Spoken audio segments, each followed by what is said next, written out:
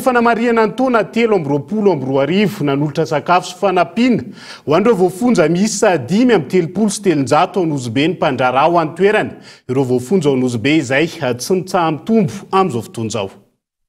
Ho fanampiana ireo voafonja amin'ny fonja Nosy Belleville, nanolotra fanomezana ho azy ireo ny fikambanana tsy miankina iray ao an-toerana ho fanamariana ny taona vaovao. Na eo aza ny sazy mahazo azy ireo, manana zo ifety sy sakafo ara-dalàna ireo voafonja. Ankoatr'ireo, nisy ny teny fankahirezana sy fananarana ho azy ireo, indrindra ireo zaza tsy ampy taona. Tany fagnaregna nato, nagnano raha tsy mety amin'ny fiarahamonina dia reny nato. Fa tsy atao hoe tany fijanonana mandrakizay fandalova nato, mandinidinika raha natao tamin'ny fiarahamonina.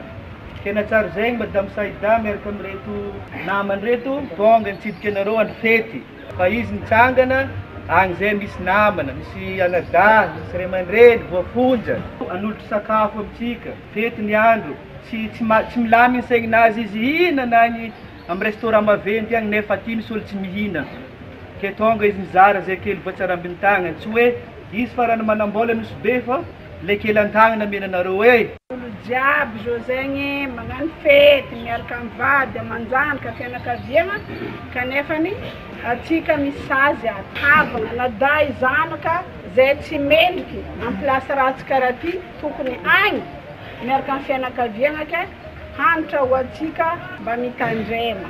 Ke zay mivavaka ho anareo nitondra havagna maro andegna miavavaka atsikako mba ankahivagna ny fiainana atsika mba ho afaka ato malaky atsika ary tsy hipody ato eto. Indrindra anareo zanaka tsy ampy taona matoa niditra ato misy tsy mety natao malahelo ray aman-dreny niteraka anareo zegny an-tanàna agny.